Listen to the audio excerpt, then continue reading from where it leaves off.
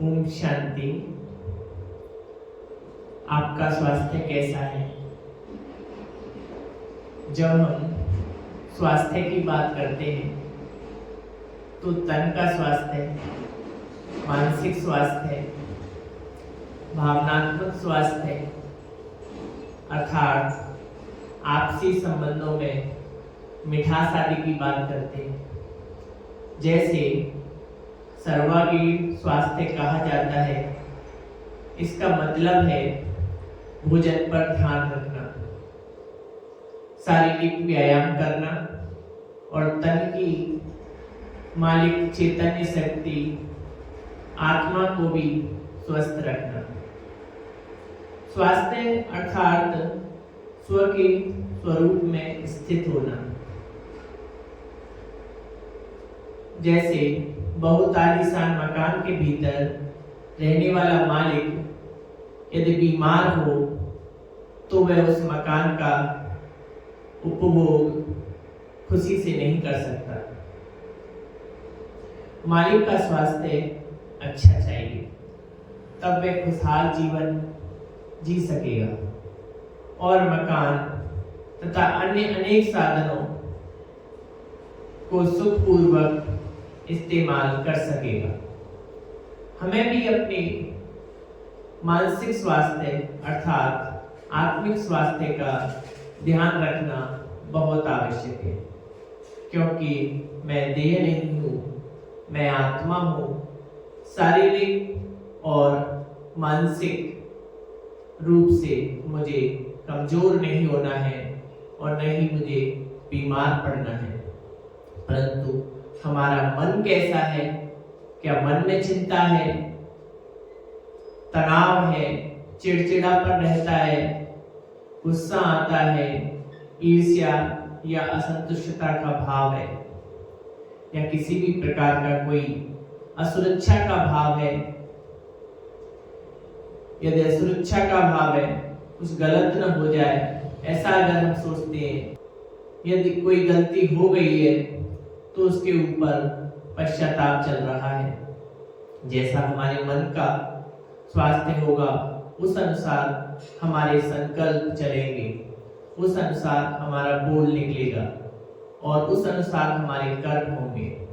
जैसा कर्म होता है वैसा फल मिलता है, अर्थात वैसा हमारा भाग्य बनता है। तो अपने मन को सशक्त बनाना है। आए दिन परिस्थितियां विकट होती जाती हैं। संसार में चाहे कितनी भी हॉस्पिटल बन जाए, कितने भी नर्स डॉक्टर्स हों, लेकिन उसकी संख्या सदा कम ही रहेगी, क्योंकि बीमार होने वालों की संख्या दिनों दिन बढ़ती जा रही है। परमपिता शिव बाबा हमें बताते हैं कि अभी कल्प का अंतिम समय चल रहा है। अंत माना अति, नेगेटिव बातें अति में जाएंगी और उसका अंत होगा। तन मन सभी तरह से बीमारियां पराकाष्ठा पर होंगी, परंतु ऐसे बीमार माहौल में रहते हुए हम सुरक्षित रहें, इसके लिए हम क्या करें? जब हम किसी से मिलते हैं तो हमारा सुरक्षा कवच क्या है? मानसिक स्वास्थ्य या मनोबल बढ़ाने के लिए हमें क्या करना चाहिए? जैसे तन का बल बढ़ाने के लिए एक्सरसाइज की जाती है, उसी तरह मनोबल बढ़ाने के लिए मन की एक्सरसाइज बहुत आवश्यक है। मन की एक्सरसाइज हमें करने के लिए कुछ बातों का परहेज रखना होता है और स्थूल सूक्ष्म भोजन का भी पूरा ध्यान रखना होगा। परमपिता शिव बाबा कहते हैं, अपने संकल्प को शक्तिशाली बनाने के लिए बुरा न देखो, बुरा मत सुनो, बुरा न पढ़ो, बुरा मत सोचो। अच्छे संकल्पों का स्टॉक है स्वयं परमपिता परमात्मा और उनके द्वारा चलाई जाने वाली ये बाबा की ज्ञान मुरली, जो आत्मा को जितना शक्तिशाली होती है, उनके शब्दों में उतनी शक्तिशाली प्रकंपन होते हैं। और संसार में सबसे सर्वशक्तिवान परमात्मा को कहा जाता है। तो उसके शब्दों में कितने शक्तिशाली प्रकंपन होंगे। अन्य किसी भी आत्मा के प्रकंपन इतने शक्तिशाली नहीं हो सकते। दूसरा, मनोबल बढ़ाने के लिए हमें एक्सरसाइज करनी है, जिसे कहते हैं बुद्धि की ड्रिल, जिसका वर्णन गीता में आया है कि मन मनावो, अर्थात अपने को आत्मा समझ परमात्मा को याद करना। यह रूहानी एक्सरसाइज आत्मा को सदैव हल्का और शक्तिशाली रखती है। तीसरी बात, मनोबल बढ़ाने के लिए हमें कुछ बातों का परहेज रखना है। काम, क्रोध, लोभ, मोह, अहंकार, ईर्ष्या, द्वेष हमारे अंदर न हो। इन विकारों का परहेज रखने का अटेंशन हमें रखना है। खान पान की शुद्धि, मन की शुद्धि, तन की शुद्धि, संबंध संपर्क की शुद्धि आदि का भी विशेष ध्यान रखना आवश्यक है। जहाँ शुद्धि होती है वहाँ स्वच्छता होती है, वहाँ किसी तरह के स्थूल बैक्टीरिया या विकारों रूपी कीटाणु पनपते नहीं है।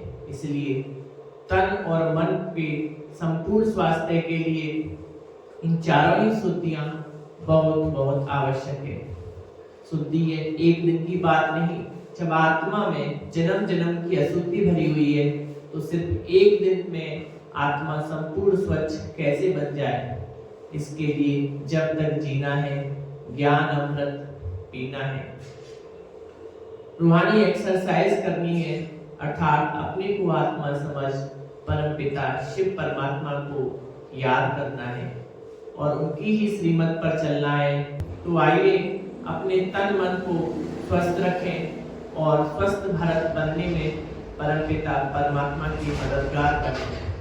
अगर आप भी स्वस्थ रहना चाहते हैं तन मन से, तो ब्रह्मा कुमारी के किसी भी सेवा केंद्र पर जाकर राजयोग सीखिए, साप्ताहिक कोर्स कीजिए और राजयोग सीखकर उस परमात्मा से अपना कनेक्शन जोड़ लीजिए, उस पिता से शक्तियां प्राप्त कर लीजिए, वरदान प्राप्त कर लीजिए। ओम शांति।